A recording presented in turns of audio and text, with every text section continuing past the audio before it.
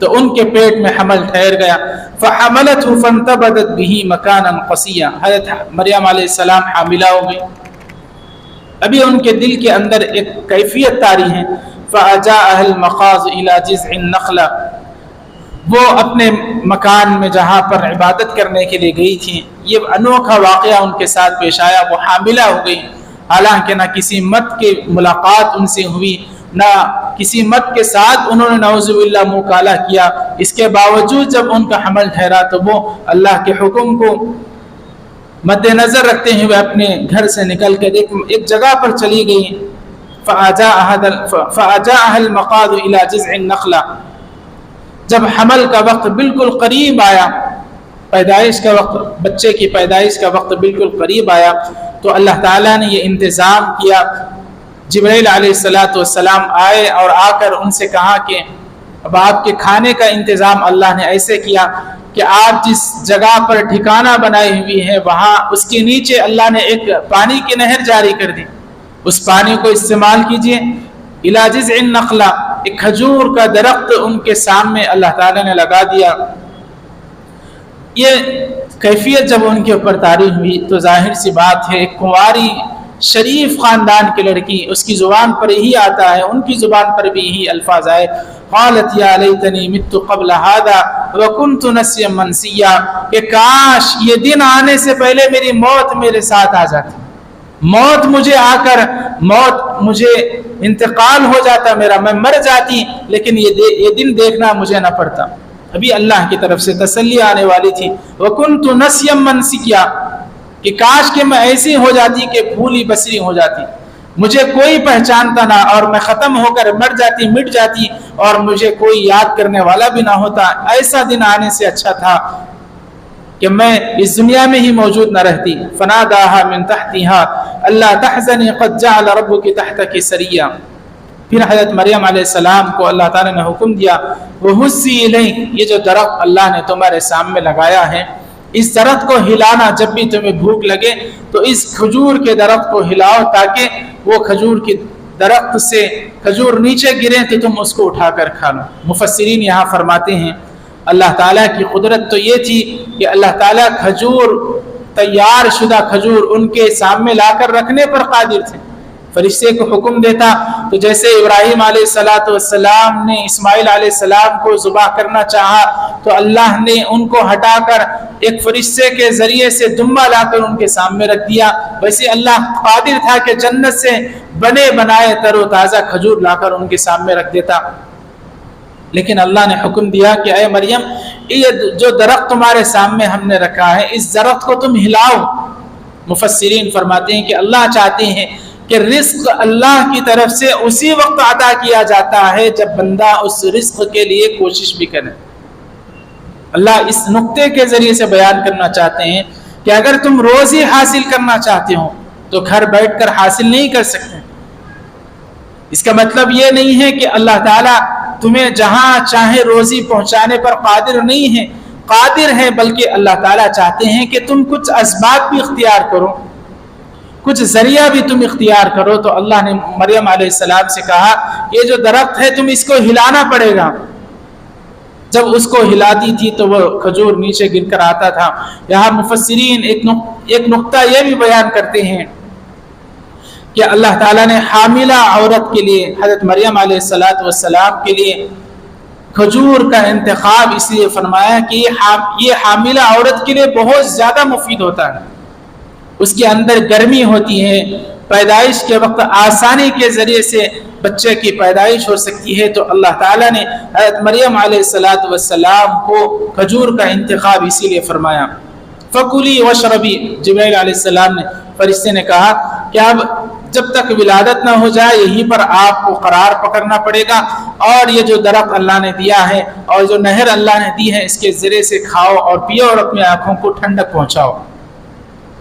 فَإِمَّا تَرَيْنَّ مِنَ الْبَشَرِ أَحَدٍ، اور جب ولادت ہو گئی کوئی آدمی تمہارے پاس آتا ہو نظر آ جائے، کہ کسی کو ابھی تک معلوم نہیں ہے کہ حضرت مریم علیہ السلام حاملہ بھی ہیں اور بچے کی پیدائش بھی ہو گئی ہیں، اگر اب کوئی آدمی تمہارے پاس آتا ہو نظر آئے فقولی انی نذرت للرحمن صوما فلن اکلم اليوم انسیا، تو ان لوگوں سے تم کہہ دینا کہ میں نے روزہ رکھا ہوا ہے، اور ایسا روزہ کہ جس روزے میں بات نہیں کی جا سکتی۔ آج بھی ہمارے بہت سارے ہندو بھائی ایسا روزہ رکھتے ہیں جس کو ورت کہا جاتا ہے، کہ ایسا روزہ کہ جس میں وہ بات نہیں کرتے، لیکن اس امت مسلمہ میں ایسے روزے کو جائز نہیں قرار دیا، کہ یہ امت مسلمہ کا روزہ یہ ہے کہ آدمی کھانے پینے سے اپنے آپ کو بچائے، اور شوہر بیوی سے تعلقات سے اپنے آپ کو بچائے۔ لیکن حضرت مریم علیہ السلام کو کہا گیا تھا کہ تم جب بھی تمہارے سے کوئی پوچھنے آئے کہ یہ بیٹا اللہ نے تمہیں کیسا عطا کر دیا، حالانکہ اللہ کا ضابطہ تو یہ ہے کہ میاں بیوی کی ملاقات کے بعد اولاد ہوتی ہے، تو جب کوئی تم سے اس طرح کی بات کرنے کے لیے آئے تو تم ان سے کہہ دینا فقولی انی نذرت للرحمن صوما فلن اکلم اليوم انسیا، کہ رحمان کے لیے میں نے روزہ رکھا ہے، اب میں تم سے بات نہیں کر سکتی۔ جب اس کے بعد حضرت مریم علیہ السلام کے پاس لوگ آئے اور آ کر انہوں نے کہا، بدکاری کا الزام حضرت مریم علیہ السلام پر لگانے لگے، تو حضرت مریم علیہ السلام سے انہوں نے کہا کہ یہ کیسا معاملہ تمہارے ساتھ پیش آ گیا اے مریم؟ یا اخت ہارون ما کان ابوک امرأ سوء وما کانت امک بغیہ، جیسے آج لوگ کہتے ہیں کوئی آدمی کچھ غلط کام کرتا ہے تو لوگ کہتے ہیں کہ ارے تیرا باپ بھی ایسا نہیں تھا، تیری ماں بھی ایسی نہیں تھی، تو ایسا کیسے بن گیا؟ مریم علیہ السلام سے ان لوگوں نے ایسی کہا، یا اخت ہارون، اے ہارون کی بہن، ما کانت امک بغیہ، کہ تمہاری ماں بھی ایسی نہیں تھی، نعوذ باللہ، یہ تم نے ایسا کیسا کام کر دیا؟ فاشارت الی ما کان ابوک امرأ سوء وما کانت امک بغیہ، کہ تمہارے باپ نے بھی ایسا گناہ کا کام نہیں کیا تھا، اور نعوذ باللہ تمہاری ماں بھی کسی کے ساتھ منہ کالا نہیں کی تھی، بڑی شریف خاندان کی لڑکی ہو، لیکن ایسا کیسا کام تم نے کر دیا؟ تو حضرت مریم علیہ السلام نے کہا فاشارت الی، اپنا بیٹے کی طرف اشارہ کیا جو انہی کے قریب ایک پالے میں ایک جھولے میں پڑا ہوا سو رہا تھا، فاشارت الی، کہ اس سے بات کر لو۔ لوگ سمجھنے لگے کہ ایک ایسا مذاق ہے کہ ایک چھوٹا سا بچہ کیسے بات کر سکتا ہے، جس کے علماء نے لکھا ہے کہ ان کی عمر اس وقت 40 دن کی تھی، 40 دن کے وہ ہو چکے تھے۔ قالوا کیف نکلم من کان فی المہد صبیا، یہ جو بچہ جھولے میں پڑا ہوا ہے، جو تمہاری گود میں پڑا ہوا ہے، یہ کیسے بات کر سکتا ہے؟ اتنے میں اللہ کی قدرت جنبش میں آئی، اللہ تعالیٰ نے معجزہ دکھایا، قال انی عبد اللہ، چھوٹا سا بچہ جو بھی ماں کے چھاتی سے دودھ پی رہا تھا، قال انی عبد اللہ، وہ بول پڑا کہ میں اللہ کا بندہ ہوں۔ مفسرین فرماتے، محدثین، کہ پوری دنیا میں صرف 3 ایسے بچے ہیں جو ماں کی گود میں بول پڑے تھے، ان میں سے ایک حضرت عیسیٰ علیہ السلام ہے، جو ماں کی گود میں 40 دن کی عمر تھی، 40 دن کا بچہ جو بول نہیں سکتا، بولنے کی عمر جو ہوتی ہے تقریباً سال، بچے کی سال کی عمر کو پہنچنے کے بعد کچھ توتلی زبان میں بچہ بولتا ہے، لیکن 40 دن کی عمر میں حضرت عیسیٰ علیہ السلام نے بولا، قال انی عبداللہ، اے میری ماں کے اوپر الزام لگانے والوں، غور سے سنو، میں اللہ کا بندہ ہوں۔ اللہ تعالیٰ نے حضرت عیسیٰ علیہ السلام کے ذریعے سے سب سے پہلے الفاظ یہ نکالے کہ قال انی عبداللہ، میں اللہ کا بندہ ہوں۔ آج پوری کرسچینٹی کو اللہ تعالیٰ نے اس آیت کے ذریعے سے مخاطب کیا کہ جس عیسیٰ کو تم خدا مانتے ہو، گاڈ مانتے ہو، عیسیٰ کو تم اللہ مانتے ہو، نعوذ باللہ، اسی عیسیٰ نے سب سے پہلا لفظ اپنی ماں کی گود سے جو نکالا تھا 40 دن کی عمر میں، وہ یہی کہا تھا کہ میں خدا نہیں ہوں بلکہ میں اللہ کا بندہ ہوں۔ آج عیسائیت دنیا کا سب سے بڑا مذہب ہے، اور اسلام دنیا کا دوسرا سب سے بڑا مذہب، اور انہی لوگوں سے مخاطب کرتے ہوئے اللہ تعالیٰ عیسیٰ علیہ السلام نے ان سے مخاطب کرتے ہوئے کہا تھا کہ میں اللہ کا بندہ ہوں۔ آتانی الکتاب، اللہ تعالیٰ نے مجھے کتاب عطا کی ہے، یعنی ابھی کتاب تو عطا نہیں کی گئی، انجیل ان کو نہیں عطا کی گئی، لیکن اللہ نے ان کے دل میں اس بات کو یقین کر دیا تھا، تو انہوں نے کہا کہ مجھے اب کتاب عطا کی جانے والی ہے، مجھے اللہ تعالیٰ نبی بنانے والے ہیں، اور بڑا بابرکت مجھے بنانے والے ہیں، جہاں کہیں بھی میں رہوں گا اللہ تعالیٰ مجھے بابرکت بنانے والے ہیں۔ تو یہ حضرت مریم علیہ السلام کا واقعہ ہے کہ جس کے ذریعے سے اللہ تعالیٰ نے ان کو کتاب عطا کی، اور ان کی والدہ کی تطہیر اللہ تعالیٰ نے بیان کی۔ لوگوں نے ان کے اوپر الزام لگایا، علماء بیان فرماتی ہیں کہ جیسے حضرت مریم علیہ السلام پر کچھ لوگوں نے الزام لگایا تو ان کے چھوٹے بچے کے ذریعے سے اللہ نے ان کی والدہ کی پاکیزگی کو بیان کیا۔ لیکن ایک واقعہ ایسا بھی امت مسلمہ کے ساتھ پیش آیا کہ حضرت عائشہ صدیقہ رضی اللہ تعالیٰ عنہ جو ام المؤمنین ہیں، جو تمام امت مسلمہ کی ماں ہیں، ایک جنگ کے موقع پر واپسی پر منافقین کے سردار نے ان کے اوپر الزام لگایا، نعوذ باللہ، بدکاری کا الزام حضرت عائشہ صدیقہ رضی اللہ تعالیٰ عنہ کے اوپر منافقین کے سردار نے لگایا۔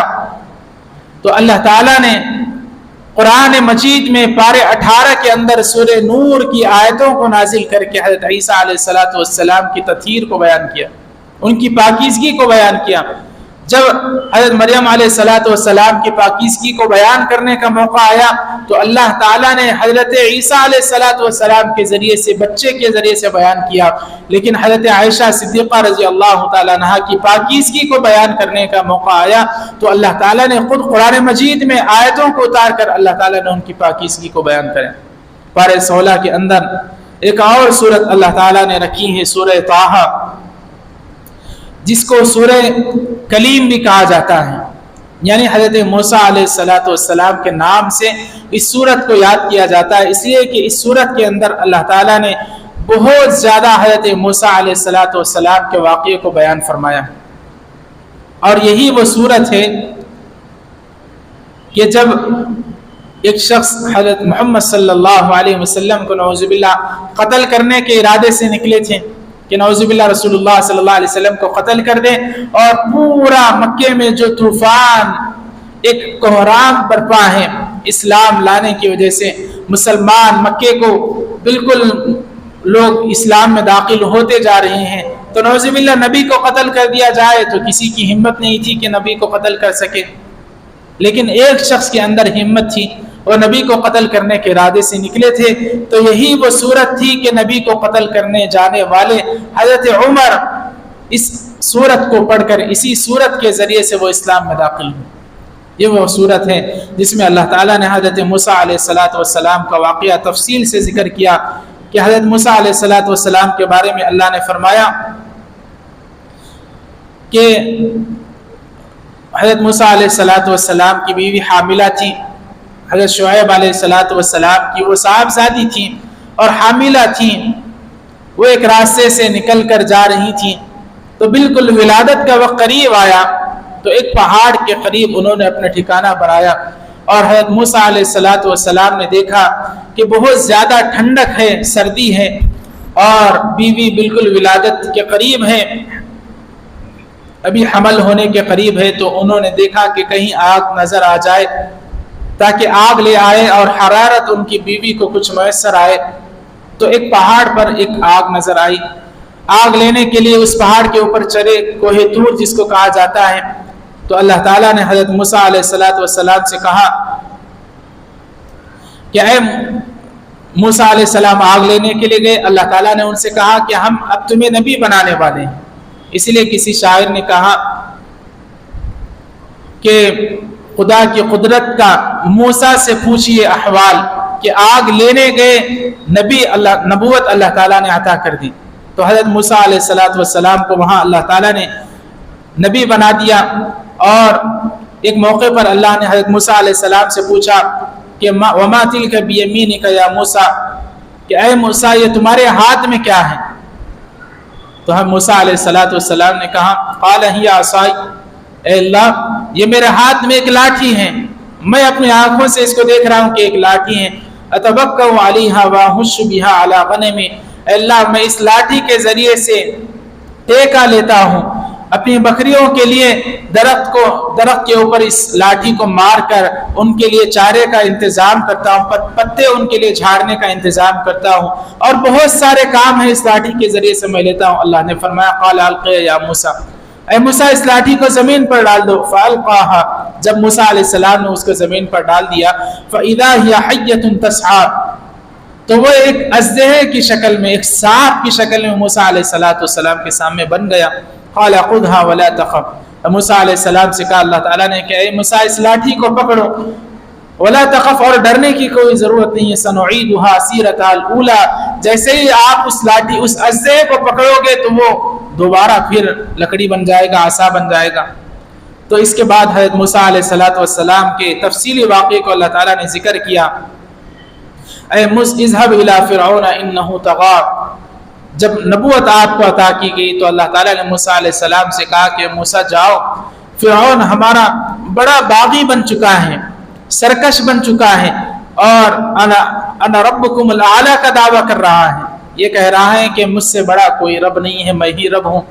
تو اذهب الى فرعون انه طغى موسیٰ علیہ السلام کو اللہ تعالیٰ نے کہا کہ جاؤ فرعون کو دعوت دو، اللہ کا پیغام اس کو سناؤ. تو حضرت موسیٰ علیہ السلام نے اللہ تعالیٰ سے دعا کی. قال رب اشرح لی صدری کہ اللہ میں فرعون کے پاس جاؤں گا لیکن آپ اس سے پہلے میرے دل کو کھول دیجئے. اتنا بڑا دعوت کا پیغام اور اس شخص کے سامنے لے کر جانا ہے جو اپنے آپ کو انا ربکم الاعلی کہہ رہا ہے. اور حضرت موسیٰ علیہ السلام کی پرورش بھی اللہ تعالیٰ نے فرعون کے گھر ہی میں کی تھی. فرعون کو نجومیوں نے کہا تھا کہ ایک بچہ پیدا ہوگا جو تیری بادشاہت کا خاتمے کا ذریعہ بنے گا.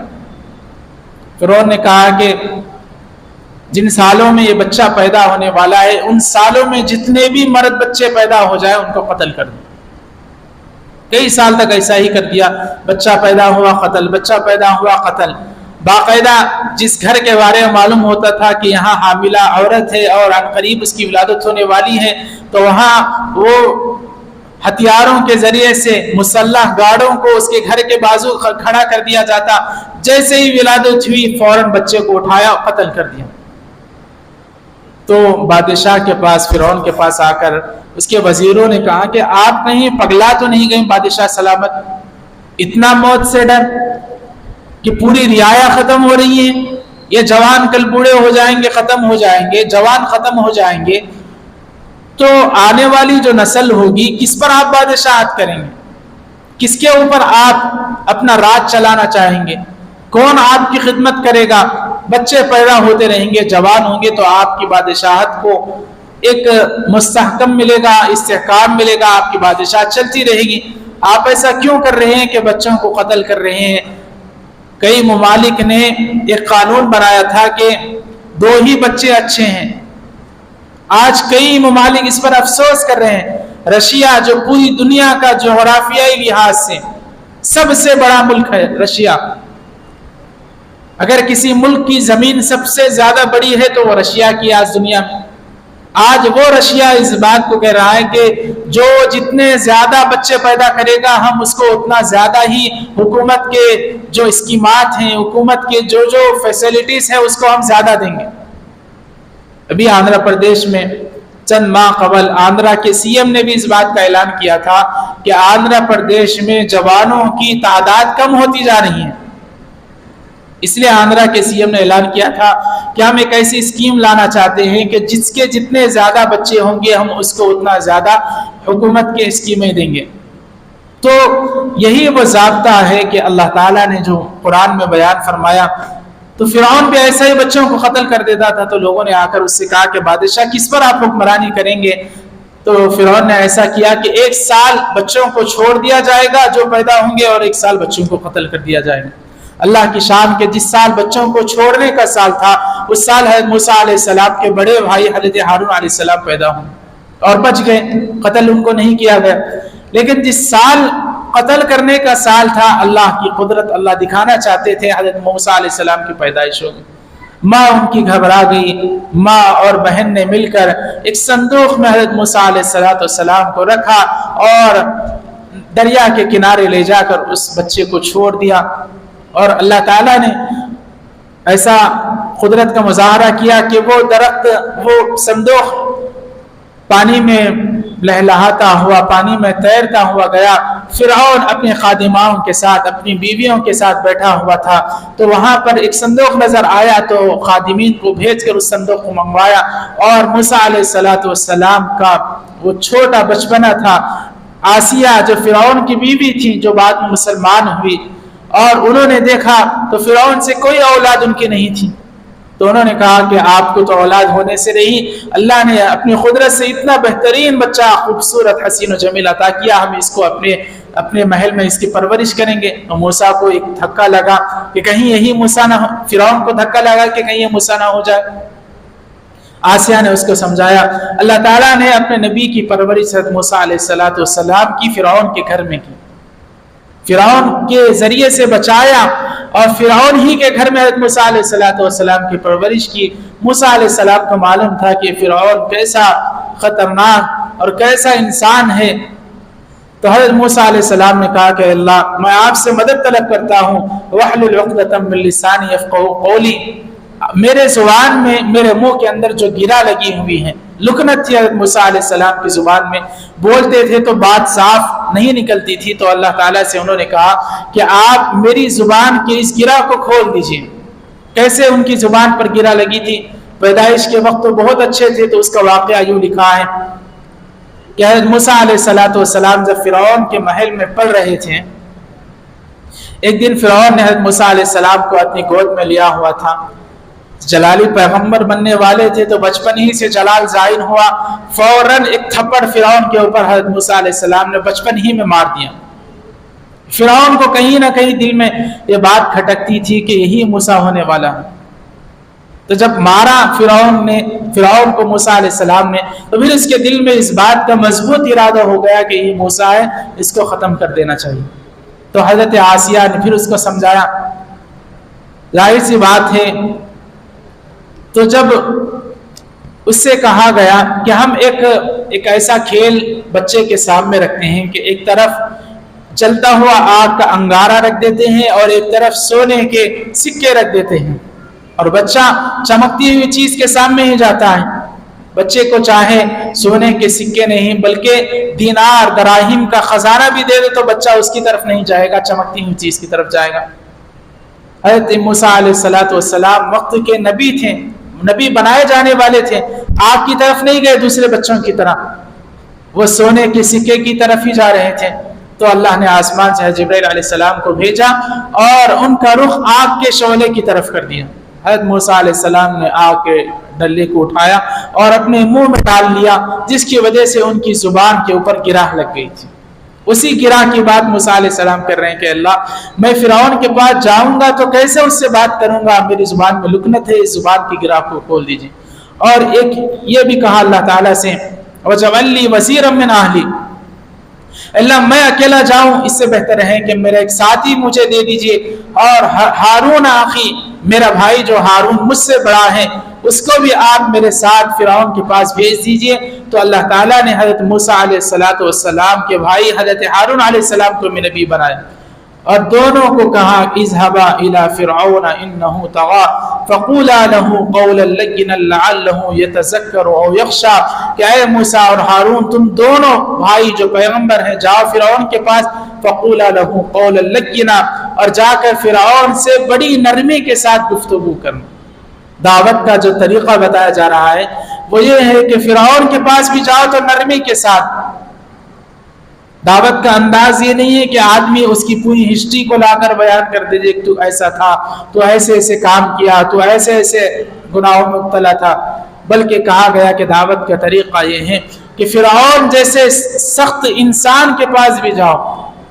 دنیا میں شیطان نے بھی آج تک انا ربکم الاعلی نہیں کہا تھا, فرعون نے کہا, اس کے علاوہ کسی نے بھی انا ربکم الاعلی نہیں کہا.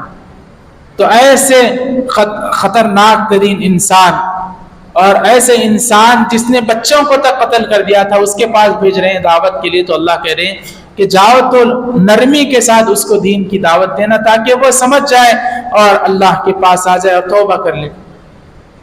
اس کے بعد مشہور زمانہ واقعہ ہے, فرعون نے بات نہیں مانی حضرت موسیٰ علیہ السلام کی, ان کو قتل کرنے کے در پہ ہوا. اللہ تعالیٰ نے ان کو بچانا چاہا تو فرعون کو اللہ تعالیٰ نے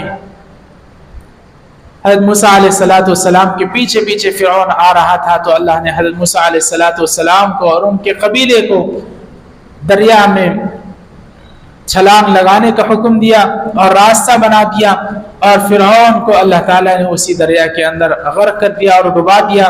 تو یہی وہ واقعہ ہے حضرت مریم علیہ السلام کا اور حضرت موسیٰ علیہ السلام کا، کہ جس کے ذریعے سے اللہ تعالیٰ یہ پیغام ہمیں دیتے ہیں کہ جیسے مصیبتیں آزمائشیں عام انسانوں پر آتی ہیں، اس سے زیادہ مصیبتیں آزمائشیں انبیاء علیہ السلام کے پاس آتی ہیں۔ رسول اللہ صلی اللہ علیہ وسلم فرماتے ہیں کہ جتنا مجھے ستایا گیا، جتنا مجھے ڈرایا گیا، جتنی تکلیف مجھے پہنچائی گئی، کسی کو نہیں پہنچائی گئی۔ ہم سمجھتے ہیں کہ مصیبتیں یا آزمائشیں ہمارے ساتھ ہی ہیں، بلکہ اللہ ان واقعوں کو، ان قصوں کو بیان کر کے بتانا چاہتا ہے کہ دیکھو فرعون قتل کرنا چاہتا تھا موسیٰ علیہ السلام کو، لیکن اللہ نے بچایا۔ اللہ بچانے پر آ جائیں تو فرعون کے محل میں بھی موسیٰ علیہ السلام کی تربیت کر کے بتا دیں۔ اللہ ہدایت دینے پر آ جائیں تو نبی کو قتل کرنے چلے تھے حضرت عمر رضی اللہ عنہ، راستے میں ایک آدمی سے ملاقات ہوئی حضرت نعیم رضی اللہ تعالیٰ عنہ سے، انہوں نے کہا کہ ارے نبی کو بعد میں قتل کریں، پہلے اپنے گھر والوں کی تو فکر کرو کہ وہ تمہاری بہن مسلمان ہو گئی۔ تو اللہ ہدایت دینے پر آ جائیں تو نبی کو قتل کرنے کے ارادے سے نکلنے والے کو ہدایت دے دیں۔ اگر اللہ تعالیٰ بچانے پر آ جائے تو حضرت موسیٰ علیہ السلام کو بچا کر فرعون کے محل میں اس کی پرورش کر دیں۔ تو ان واقعوں سے یہی نصیحت ملتی ہے کہ آزمائش حالات، جیسے حالات حضرت مریم علیہ السلام کے اوپر آئے کہ الزام ان کے اوپر لگایا گیا، لیکن اللہ تعالیٰ نے ان کو پاکیزگی کی، ایک بچے کے ذریعے سے اللہ تعالیٰ نے ان کی پاکیزگی کی گواہی دی۔ اللہ تعالیٰ سے دعا ہے اللہ تعالیٰ ان واقعات کے ذریعے سے ہمیں عبرت پکڑنے کی توفیق نصیب فرمائے، اور قرآن کے ایک ایک جز کے ذریعے سے، قرآن کے ایک ایک پارے کے ذریعے، قرآن کے ایک ایک آیت کے ذریعے سے ہمیں ہدایت حاصل کرنے کی توفیق نصیب فرمائے۔ اور رمضان کے اس مبارک مہینے میں یقیناً مبارکباد ہیں آپ تمام حضرات جو قرآن مجید کی تفسیر کو سن رہے ہیں۔ اللہ تعالی ہمیں بھی اور آپ تمام حضرات کو بھی اس قرآن مجید پر عمل کرنے کی توفیق نصیب فرمائے۔ الحمدللہ رب العالمین، اللہم صلی علی سیدنا محمد وعلی آل سیدنا محمد وبارک وسلم۔ ربنا آتنا في الدنيا حسنة وفي الآخرة حسنة وقنا عذاب النار۔ ربنا ظلمنا أنفسنا وإن لم تغفر لنا وترحمنا لنكونن من الخاسرين۔ اے اللہ ہمارے گناہوں کو معاف فرما، خطاؤں کو معاف فرما۔ اے اللہ رمضان کا مبارک مہینہ گزر رہا ہے، اے اللہ دیکھتے ہی دیکھتے 16 روزوں میں ہم داخل ہو گئے ہیں، جو غفلت ہو گئی ہے اس کو معاف فرما دے۔ اے اللہ آئندہ دنوں کو پچھلے دنوں کا کفارہ بنا۔ اے اللہ جو دوسرا عشرہ چل رہا ہے، ختم ہونے کے قریب ہے، اس کی بھی ہمیں قدردانی کی توفیق نصیب فرما۔ آخری عشرہ جس میں تو نے شب قدر کو رکھا ہے، اس کی تلاش کرنے کی توفیق نصیب فرما۔ روزوں کو قبول فرما، تراویح کو قبول فرما، نیکیوں کو قبول فرما، خوب سے خوب عبادت کرنے کی توفیق نصیب فرما۔ رمضان گزرنے سے پہلے مغفرت کا پروانہ حاصل کرنے کی توفیق نصیب فرما۔ یہ قرآن مجید کی جو تفسیر جو حضرات تیرے بندے یہاں روزانہ جمع ہو کر سن رہے ہیں، ان کے سننے کو قبول فرما، زندگیوں میں انقلاب پیدا فرما، تیرے راستے پر چلنے کی توفیق نصیب فرما، انبیاء علیہ السلام کے طریقوں پر چلنے کی توفیق نصیب فرما، رحم کا کرم کا معاملہ فرما، جو پریشان حال ہیں ان کی پریشانی کو دور فرما، بیماروں کو صحت کاملہ عاجلہ مستمرہ دائمہ نصیب فرما، مقروضوں کی قرض کی ادائیگی کی شکلیں صورتیں پیدا فرما، تمام امت مسلمہ کو ہدایت عطا فرما۔ اے اللہ تمام ہندوستانی باشندوں کو سکون کے ساتھ زندگی بسر کرنے کی توفیق نصیب فرما، پوری دنیا کے مسلمانوں کو امن و امان کے ساتھ زندگی بسر کرنے کی توفیق نصیب فرما، مرحومین کی مغفرت فرما، درجات کو بلند فرما، جو مانگا ہے عطا فرما، جو مانگنے سے رہ گیا تو اپنی شان عطا فرما۔ ہماری دعاؤں کو محض اپنے فضل و کرم سے نبی کریم صلی اللہ علیہ وسلم کے وسیلے سے قبول و منظور فرما۔ وصلی اللہ تعالی علی خیر خلق محمد وعلی آلہ واصحابہ اجمعین برحمتک یا ارحم الراحمین والحمد للہ۔